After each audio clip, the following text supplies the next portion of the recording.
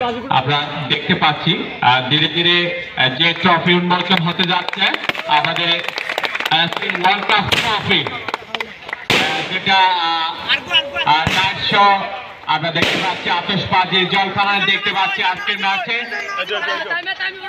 Wonderful moment. আজকে চন্দনাইশের শহীদ জিয়া স্মৃতি সংসদ কর্তৃক আয়োজিত রাত্রিকালীন অলিম্পিক ফুটবল টুর্নামেন্টের পঞ্চম খেলা অনুষ্ঠিত। চট্টগ্রামে চন্দনাইশ থেকে বিশেষ প্রতিনিধি নুরুল আলমের প্রতিবেদনে দেখুন বিস্তারিত। চট্টগ্রামের চন্দনাইশ উপজেলার বড়মা ইউনিয়নে বাউলিয়াবাগ শহীদ জিয়া স্মৃতি সংসদ কর্তৃক আয়োজিত রাত্রিকালীন অলিম্পিক ফুটবল টুর্নামেন্টের পঞ্চম খেলা অনুষ্ঠিত হয়েছে। শুক্রবার ৩ জানুয়ারি রাতে সাতগাটিয়া পুকুর পার এলাকায় জমকালো আয়োজনের মধ্য দিয়ে পঞ্চম খেলায় সংগঠনের সভাপতি রিয়াজ উদ্দিনের সভাপতিত্বে প্রধান অতিথি হিসেবে উপস্থিত ছিলেন জাহানারা ফাউন্ডেশনের নির্বাহী পরিচালক সরওয়ার আজাদ। উদ্বোধক ছিলেন চন্দনাইশ উপজেলা বিএনপি নেতা ও সমাজ সেবক আব্দুল আজিজ সোহেল।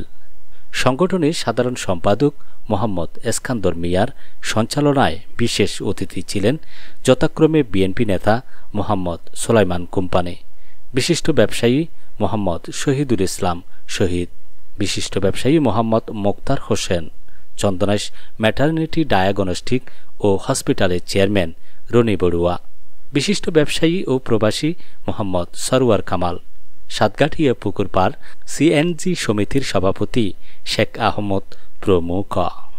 এ সময় শহীদ জিয়া স্মৃতি সংসদ কমিটির গিয়াসউদ্দিন, তাহবিন হাসান, শাকিল, সাখাওয়াত হোসেন, ইকরামুল হক রাব্বি, শেহাবুদ্দিন, বেলাল উদ্দিন, মোহাম্মদ রিয়ান, আব্দুর রহমান, নাইরুল হক চৌধুরী, ইফনান সহ গণ্যমান্য ব্যক্তিবর্গ উপস্থিত ছিলেন। পঞ্চম খেলায় অংশগ্রহণ করেন 2টি দল। প্রথম ম্যাচে সিটিজি কিং স্টার বনাম প্রগতি ফাউন্ডেশন ফুটবল একাদশ।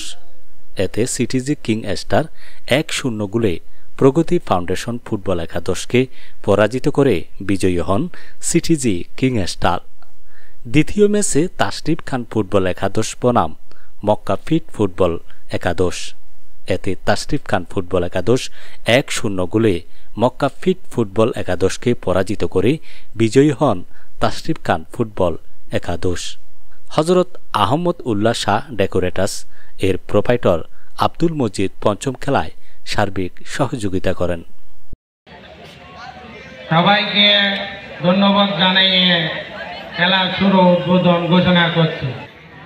উপস্থিত আছেন অত্র এলাকার ফুটবল প্রেমী অনেক দর্শক শ্রোতা।